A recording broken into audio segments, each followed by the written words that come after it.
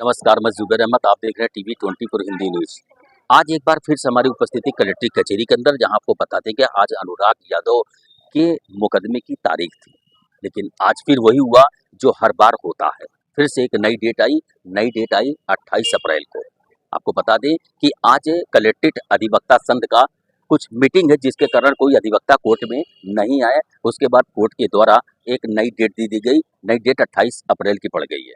आपको बता दें कि लगातार इस मुकदमे में तारीख पड़ने के कारण अनुराग यादव के परिजन और वहीं प्रधान जो आते थे मुकदमा देखने के लिए, आज न तो प्रधान न अनुराग यादव के घर से कोई इस पूरे मुकदमे में उपस्थित हुआ।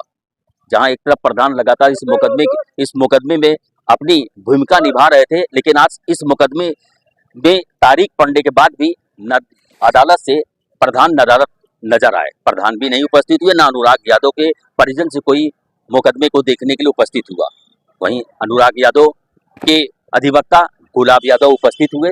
गुलाब यादव ने इस मुकदमे की पैरवी करते हुए मीडिया को उन्होंने बताया कि चूंकि अधिवक्ताओं का आज मीटिंग है, जिसके कारण अधिवक्ता कोर्ट में उपस्थित नहीं हुए, जिसके बाद तहसीलदार कोर्ट के द्वारा आज उसमें नई डेट दे दी गई है। वहीं उनसे पूछा गया न्याय को लेकर, तो उनका ये कहना था कि अब बहस आखिरी पड़ाव पे चल रही है, अब इसके बाद कोई नई बहस नहीं होनी है। जिस दिन बहस होगी उस दिन उनका कहना है कि लालता के यादव के मकान का ध्वस्तीकरण हो जाएगा। वहीं उनसे ये भी प्रश्न किया गया, लेकिन इस प्रश्न का जवाब देने से उन्होंने इनकार किया। जहां एक तरफ लोगों ने प्रश्न किया कि अभी कुछ दिन पहले केराकत के अंदर 50 लाख की भूमि के ऊपर अवैध तरीके से भूमाफियाओं द्वारा जो कब्जा किया गया था, उसको सरकार ने अवैध तरीके के कब्जे को हटाकर और बुलडोजर चलाया। लेकिन सवाल ये उठता है कि सभी जगह से सरकार हर जगह अपना काम कर रही है, बुलडोजर चला रही है, सरकारी भूमि अवैध तरीके कब्जेदार को खाली करा रही है और कब्जे में ले रही है। लेकिन वही इतनी बड़ी घटना हो गई अनुराग यादव की, जो एक ताइक्वांडो खिलाड़ी था 17 साल का, और इस तरह की निर्मम हत्या उसकी कर दी जाती है और दिन दहाड़े तलवार से काट कर उसका गला धड़ से अलग कर दिया जाता है। इसमें अब तक बुलडोजर नहीं चला। क्या कारण इसका बुलडोजर न चलने का कारण? लेकिन अधिवक्ता का कहना था कि भाई हम न्याय दिलाने की बात करते हैं, हम न्याय से ही इस काम को करेंगे। बाकी जो सवाल आपका, ये किसी आप राजनीतिक से पूछिए या अधिकारी से पूछिए, हमारा जवाब देने का काम ये नहीं है।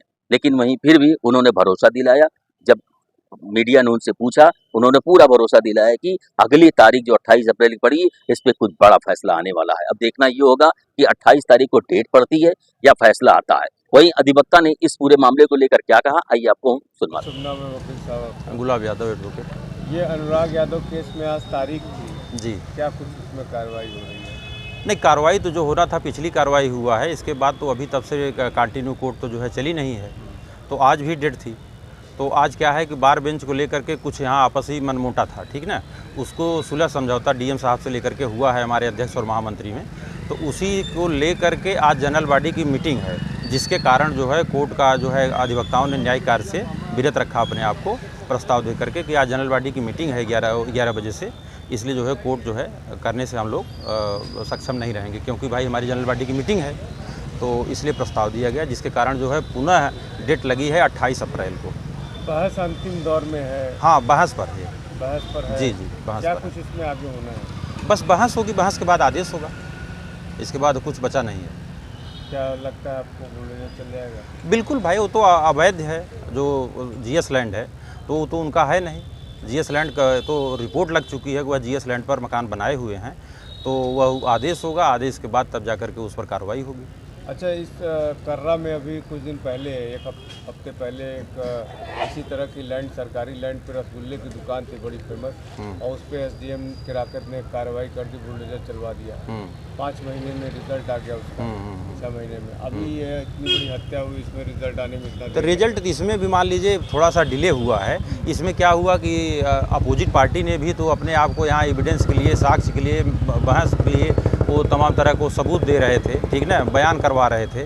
तो कोर्ट को क्या है कि वो अभी सुनेगा ना, दोनों पक्षों को सुन कर की बात करेंगे। भले वो जीएस लैंड पे अपना मकान बनाए हैं, लेकिन वो मान तो नहीं रहे हैं ना कि हमने जीएस लैंड पे बनाया हुआ है। उसके लिए वो बता रहे हैं कि हम 50 साल से हैं, इतने साल से हैं, तमाम तरह की चीज़ें हैं, तो उसको सुन करके ही बात होगा ना। अब वहाँ पर हो गया, कर्रा वाला हो गया, तो वो पूरी तरह से मतलब प्रूफ हो गया, उनके पास कोई एविडेंस नहीं रहा होगा।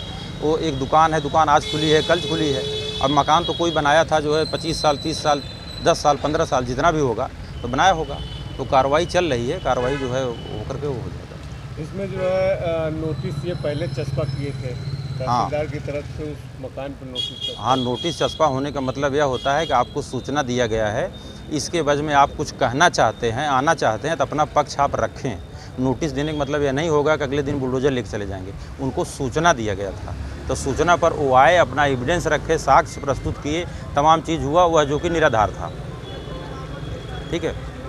सर देखा जाए फतेहपुर में 3 ठाकुरों की हत्या होती है, वहाँ जो है तत्काल बुलडोजर चल जाता है, लेकिन यहाँ एक तरह देखा जाए खिलाड़ी की निर्बल तरीके से हत्या कर दी जाती है, लेकिन यहाँ पर बुलडोजर की लड़ाई लड़ना। अभी आप सरकार से बात करिए ना, सरकार के लोगों से बात। हम लोग अधिवक्ता हैं, हम अपने जो है लॉ पॉइंट पे बात करेंगे। अब सब बुलडोजर चला रहा है तो वहाँ के आम पब्लिक ने थोड़ी चलाया है, सरकारी महकमा चलाया है। तो सरकार से आप बात करिए कि वहाँ पर 3 लोगों का तुरंत जो है बुलडोजर चल जाता है, घर गिरा दिया गया, यहाँ पर तुरंत क्यों नहीं हुआ, ये सरकार से पूछिए। ये आप लोगों का काम है। प्रयागराज में 2 दलित को जला के मार डाले, हाँ, यह भी हो गया, बुलडोजर चल गया, उसमें भी चल गया। तो सरकार से सवाल करना चाहिए इस बात। आप लोग मीडिया पक्ष से हैं, ये सरकार के आदमी से करिए। एक अधिवक्ता के नाते आप क्या कहना चाहेंगे? अब भाई न्याय उचित है, न्याय जो होगा वह कोर्ट की एक प्रक्रिया है, कानून है इस देश में, तो कानून के तहत ही अगर कोई कार्य होता है तो वह ठीक है।